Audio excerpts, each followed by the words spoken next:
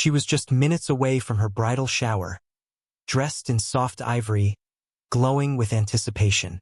The world felt perfect, until a ragged figure stumbled into the road and slammed both hands on her windshield. First, she was ready to scream, but then he said something that stopped her breath cold. "Your fiancé paid me to kill you." What would you do if a total stranger told you that your perfect life was a lie? That the person you trusted most had put a price on your head? This is the story of Lara Jennings, a woman whose dream engagement spiraled into a nightmare darker than she ever imagined. If you think you know betrayal, wait until you hear what really happened after that beggar stopped her car. Lara Jennings had always believed in fairy tales. Raised in the quiet suburbs of Portland, she lived a life of curated stability. She had a marketing job at a boutique agency, a close-knit group of friends, and, just 6 months ago, had gotten engaged to Jacob Morrow, a charming tech entrepreneur she'd met at a networking gala. To Lara, Jacob was the embodiment of everything good. He was kind, attentive, wildly successful. He called her his forever muse, and she adored the way he held her hand during long drives, his thumb lightly brushing her skin as they talked about their future. It was a cloudy Thursday afternoon when Lara was driving to her final dress fitting and bridal shower. A 2-in-1 day she had excitedly planned for weeks. Her car, a sleek white sedan, a gift from Jacob, was filled with soft pop music and the scent of lavender perfume. She had just turned onto Rosewood Avenue when it happened. The figure came out of nowhere. He didn't run. He didn't yell. He just stood. His clothes were torn and filthy, his hair matted under a dirty cap, and his eyes, sunken and bloodshot, locked onto hers as if he had seen her before, as if he knew her. Lara's heart jumped into her throat. She slammed the brakes, the tires screeching against the asphalt. The man staggered to the driver's side window and, with shaking hands, knocked twice, soft but deliberate. She reached for her phone. She wanted to call Jacob. She wanted to call the police. But something in the man's face, something haunted, made her roll down the window just an inch. "Miss." His voice was gravelly, dry. "Please don't scream. I have to tell you something." Her fingers hovered over the window controls. "I was paid to kill you," he whispered. "Your fiancé, Jacob, he hired me." Silence. Lara blinked. The name hit her like a slap. She recoiled instinctively. "Excuse me? What the hell are you talking about?" "I know how this sounds," he said quickly, his breath hitching.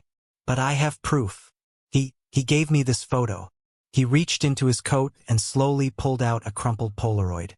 It was a candid shot, Lara, walking out of her office 2 weeks ago, smiling unaware. Her stomach turned. She had never seen that photo before. "I didn't want to do it," the man continued, "but I needed the money. I thought maybe I'd just take the payment and vanish. But then I saw you. You look like someone I once knew. My sister, before she." He looked down, ashamed. "She died because someone like Jacob got away with too much." Lara could barely process what she was hearing. Her brain screamed at her to drive away, but her hands were frozen on the steering wheel. "Why would Jacob do this?" she asked, her voice barely above a whisper. "We're getting married in 3 weeks. He loves me." The man gave a pained smile. "That's what he wanted you to believe." Back in her apartment that night, Lara sat on the edge of her bed, staring at the photo. She had left the man behind after demanding his name. He gave only Danny, and a crumpled napkin with a number scrawled on it. She hadn't called. She hadn't told anyone, not even Jacob. Her engagement ring, white gold, 3 stones, suddenly felt heavy. For hours, she went through every memory, every conversation, every gift. Had there been signs? Anything that didn't add up? Only one moment floated to the surface. A month ago, she had walked in on Jacob talking to someone on the phone. When she approached, he'd hastily ended the call and said it was work. He seemed tense. That day, he had also asked for the guest list to be finalized, insisting they needed tighter control. Had she missed something? She picked up her phone and typed, "How to know if your fiancé is hiding something," then deleted it. Then typed, "Why would someone hire a hitman on their partner?" Delete. She finally settled on one simple message. Jacob, can we talk later? Something weird happened today. He replied almost instantly. Of course, love. Everything okay? She stared at his message. The same pet name. The same concern. If he really had ordered someone to kill her, how could he lie so easily? The next morning, Lara made a decision she couldn't take back. She called the number Danny had given her. It rang twice before someone picked up. Hello? Is this Danny? She asked. There was a pause. Who is this? You stopped me yesterday. You said Jacob paid you to. Shoo, he hissed. Don't say that over the phone. Meet me tonight. No cops. No friends. Parking lot behind Baymont Diner. 9 p.m. Then the line went dead. That entire day, Lara moved like a ghost. At brunch with her bridesmaids, she smiled and nodded, but didn't hear a word. She studied Jacob during dinner, his gestures, his tone, his laugh. Everything seemed perfect. Too perfect. When he kissed her goodbye that evening, she felt ice crawl up her spine. The diner's parking lot was nearly empty when Lara arrived. The night was windless, eerie. A single flickering street lamp lit the area in weak yellow light. Danny stepped out from the shadows behind a dumpster. He looked worse than yesterday, shakier, more paranoid. You came, he said, surprised. I need answers, Lara whispered. If this is a scam. It's not, he cut in. I worked for him. Not directly, but close enough. I did errands, delivered packages, made things disappear. He handed her a flash drive. Everything I could copy before he changed security. Photos, messages, financials, names. He's not who he says he is. She hesitated before taking it. Why are you helping me?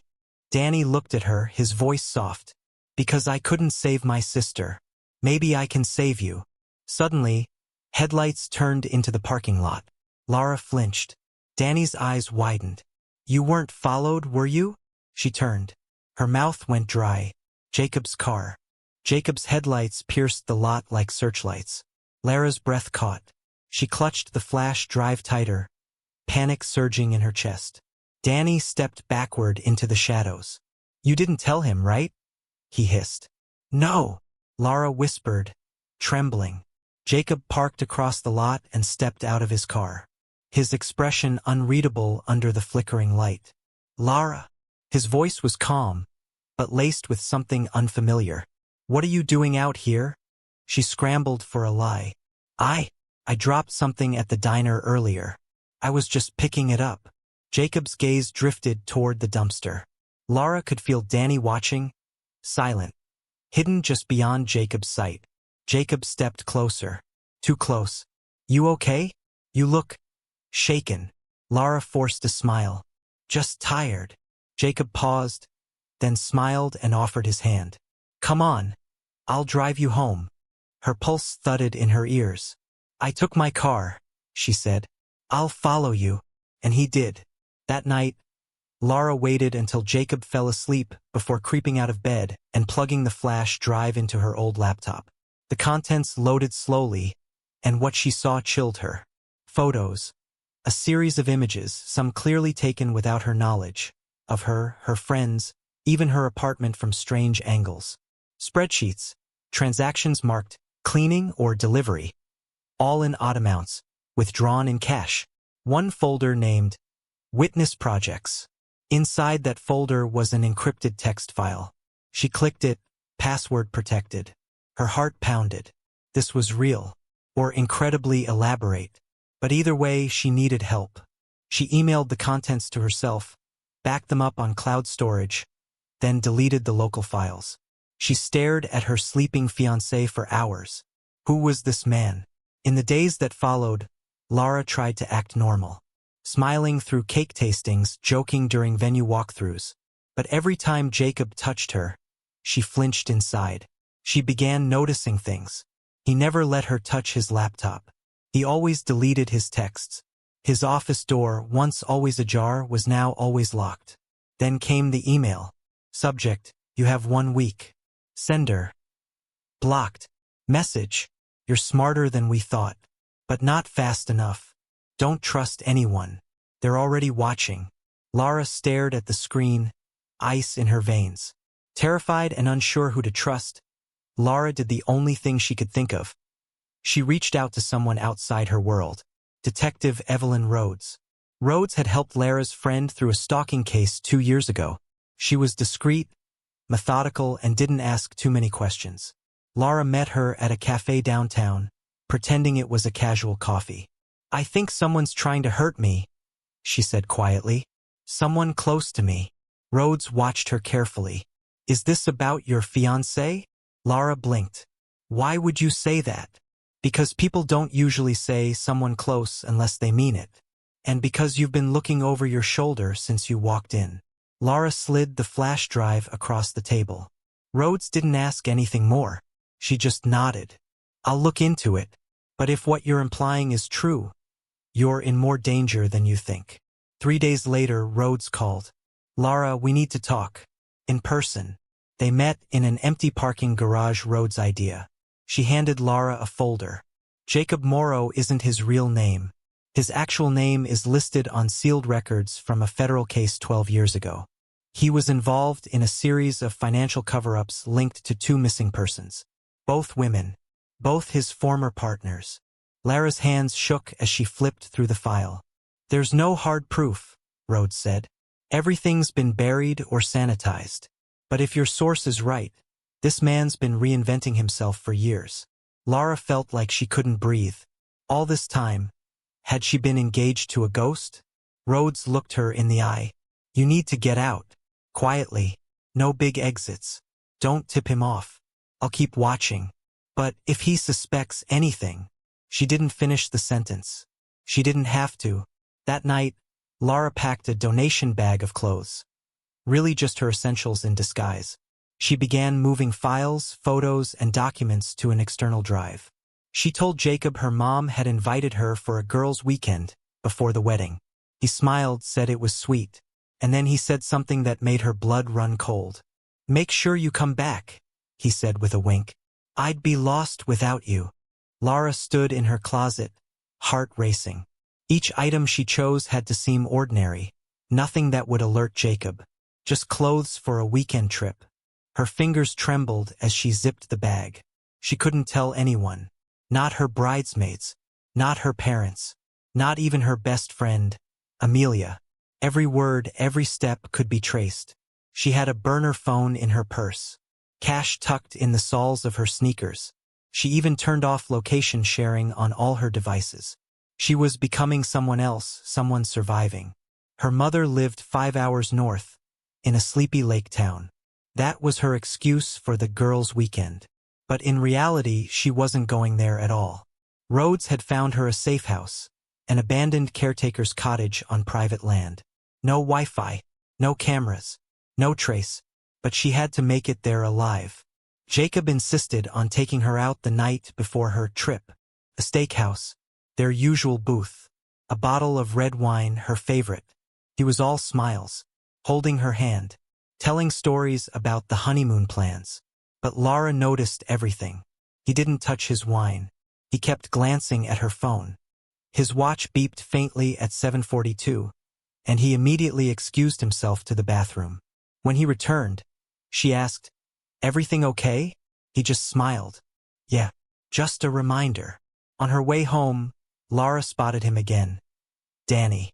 He stood across the street from their apartment building, half concealed behind a tree. He made no move to approach, only nodded. Then he mouthed 2 words. "Be careful." The next morning, Lara left at 5:12 a.m. Jacob was still asleep. She kissed his forehead gently, like nothing was wrong, like it wasn't the last time she ever planned to see him. The streets were quiet as she drove. No music, no distractions. Just her and the road. She changed routes twice, checking her mirrors obsessively. At a gas station an hour out, she tossed her SIM card into a storm drain, switched to her burner phone, swapped her hoodie with a thrift store windbreaker in the bathroom. Felt ridiculous. But then she remembered the photo, the one of her walking out of work, the one she never knew was taken. She kept driving. The cottage was small, no bigger than a studio apartment. Dusty, dark, but safe. Rhodes had stocked it with essentials: bottled water, canned food, blankets, and an old Nokia flip phone for emergencies. There was no bed, just a cot. No mirror. No sound but wind in the trees. Lara didn't sleep that night. She barely blinked. She kept imagining Jacob waking up, finding the note she left. "I'm safe. Don't contact me." What would he do? Would he call the police? Would he act worried? Or would he smile, knowing she had just made it easier to disappear? Rhodes returns. 3 days later, Rhodes showed up. She didn't knock. She used a coded knock instead, 3 short, 2 long, like they agreed. "You're lucky," Rhodes said, closing the door behind her. "Jacob's been performing, posting about how much he misses you. Even filed a missing persons report." Lara's heart sank. "So now I'm the villain?" "He's trying to control the narrative," Rhodes said. "But he's not ready for what we found." She handed Lara a new file, thicker than the last. Jacob's money trails lead to shell companies tied to illegal surveillance and freelance fixers. Same names popped up in cases that were closed without resolution. "There's a pattern." Lara flipped through the documents. "So what now?" she asked. Rhodes hesitated. "We're close, but not close enough to charge him. He's careful. We need him to make a mistake." Lara knew what she meant. They needed bait. That night, Lara recorded a short video on Rhodes' burner cam. Her face was pale, her eyes raw with fear. "To anyone who sees this, if something happens to me, it wasn't an accident. Jacob Morrow is not who he says he is. He lied about his past. He planned to have me killed. And I have the proof." They didn't upload it. Not yet. Rhodes scheduled it for release on a cloud timer. 5 days from now. If Lara disappeared, the world would know everything. It was their last line of defense. Then came the hardest part. Lara went back. Not to stay, but to plant something. A hidden mic in Jacob's home office. A small flash device inside the outlet near his desk. It would clone his drive the moment he logged in. Rhodes waited outside in a parked car, earpiece in, breath held. Lara used her spare key. Jacob wasn't home. She moved fast. Every second stretched like glass. Then footsteps. The elevator. Too soon. Too close. She was halfway out the door when she heard the jingle of his keys. She ducked into the stairwell and waited, heart pounding, until the door shut behind him. Rhodes texted, "Got it. Get out. Now." The flash device did its job. Within 24 hours of Lara planting it, Rhodes had a full copy of Jacob's private files. The contents? Emails from encrypted aliases linked to the same offshore shell companies mentioned in the murder-for-hire lead. Spreadsheets labeled terminations, with initials, dates, and large payments marked cleared. An audio recording from 6 weeks ago. Jacob's voice. "She's smart. Too smart. If this doesn't work quietly, we'll have to stage something louder. Maybe an accident. Car crash." Lara listened to the clip, sick to her stomach. Her name was never mentioned, but she didn't have to hear it to know he was talking about her. Jacob was still playing the part. He posted heartbroken updates online. "Please, Lara, just come home. I love you. I don't know what happened." He even held a small vigil outside her apartment.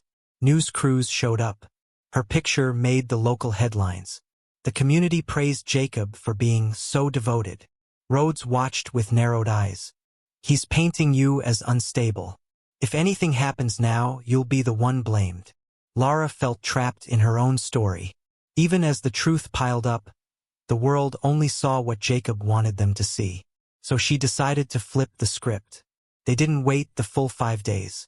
Lara's pre-recorded warning video was uploaded anonymously to social media, with a timestamp and backup verification linked to cloud storage. Rhodes made sure it reached the right people. A journalist who'd been investigating missing women tied to private security firms, a digital forensics expert with a public following, and one of Jacob's former business rivals, someone with motive to dig. Within hours, the internet caught fire. Bride goes missing. Claims fiancé is a killer. Exposé. Jacob Morrow's secret life? Whistleblower breaks silence. I was hired to kill her.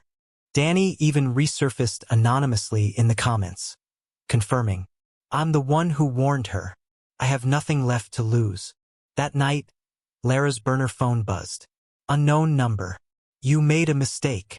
Then a second message. You don't know what I've done for you. She blocked the number. Then the safe house's power went out. The room plunged into darkness. Total silence. Lara froze. Was it a storm? Or something else? Rhodes arrived 10 minutes later, flashlight in hand, gun at her side. She swept the property but found no signs of forced entry. Someone wants to scare you, she said. Lara was done being scared. She wanted answers. Among the recovered documents, Rhodes found something odd. A scanned, unsigned letter labeled Mother/Estate. It read like a farewell or a confession. I did what I had to. She was never going to give me what I was owed. I couldn't let her live in that house pretending nothing happened. The money was mine. The company was mine. I fixed what they broke. The letter was never sent, never addressed. But one name was scrawled at the bottom. Lara Jennings, Lara's mother. She hadn't spoken of her mother's inheritance in years. After her father died, the estate was locked in litigation, and Celia had withdrawn from public life. Now Lara saw it all differently. Jacob hadn't just targeted her out of cold malice. He had a plan, connection, a motive, and Lara might not have been his first victim. Lara called her mother, trying not to panic. Mom, I need you to be honest with me. Did you know Jacob before I met him? Silence. Then, Lara, where are you? Her voice cracked. No, answer me. Celia took a shaky breath. I met him once, briefly, at a charity event your father hosted before he passed. He introduced himself under a different name, Mark Ellison. Said he was an investor. Lara felt her heart fall through the floor. He knew Dad? She whispered. I don't know. I didn't think much of it. Lara, please, tell me what's going on. Lara hung up. Jacob hadn't appeared out of nowhere. He had embedded himself in Lara's life with surgical precision. The meet cute at the bookstore? Planned. The surprise flowers on her promotion day? He knew before she did. The ring he chose for the proposal? An heirloom style nearly identical to the one her mother wore. Rhodes pulled up an old employee registry from Lara's father's company. There it was. Mark Ellison. Intern. 2008. Fired for breach of conduct. Jacob Morrow was the man her father once destroyed. And now he was finishing the job by destroying his daughter. Rhodes looked at Lara grimly. He's not just trying to kill you. What do you mean? He wants your name, your family's estate. He's been laundering money through shell inheritances tied to fake relatives. If you die without a will, he's the next of kin under common law assumptions. Lara stared at her. You're saying he wants to become me? No, Rhodes said. He wants to erase you and wear the mask of the grieving fiancé, just like he's done before. Rhodes knew they couldn't rely on the courts. Jacob's history of aliases and financial fog would buy him months, maybe years of freedom. But they could force his hand, trap him in his own lies. The plan was simple.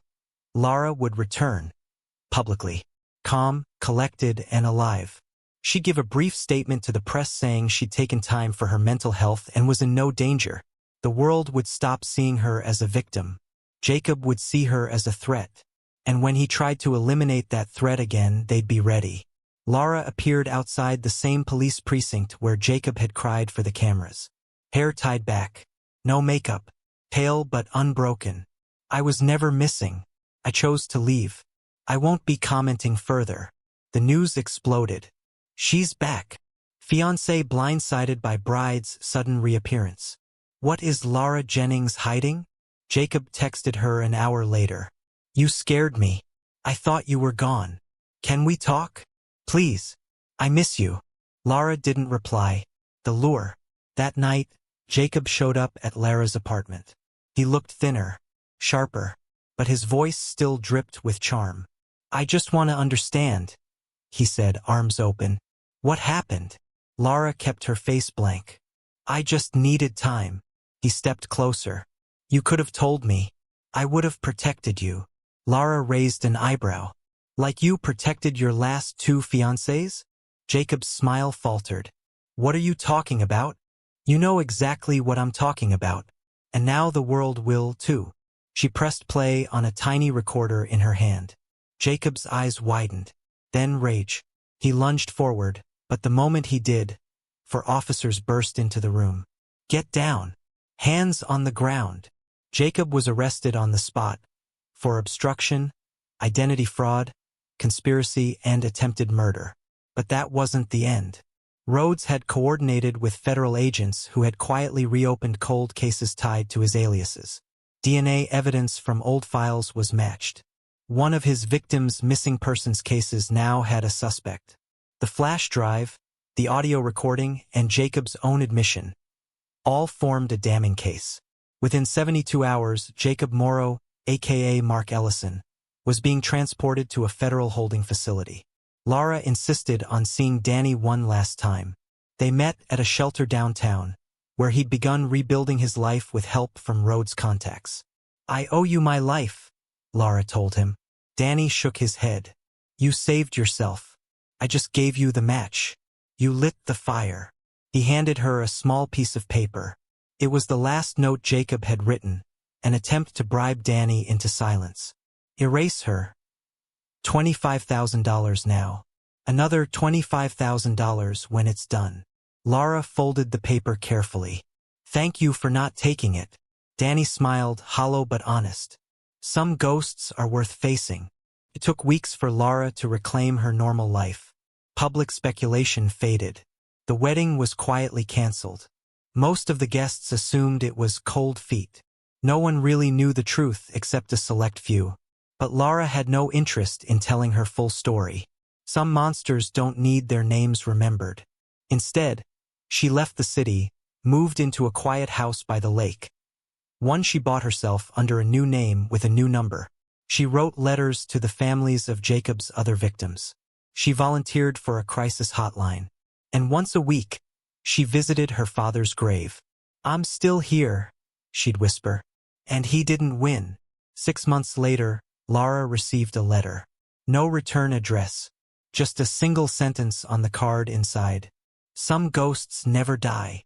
Taped to the back was a photo. Her. Taken from across the street. That night. That house. She called Rhodes immediately. The number rang once. Twice. Then disconnected.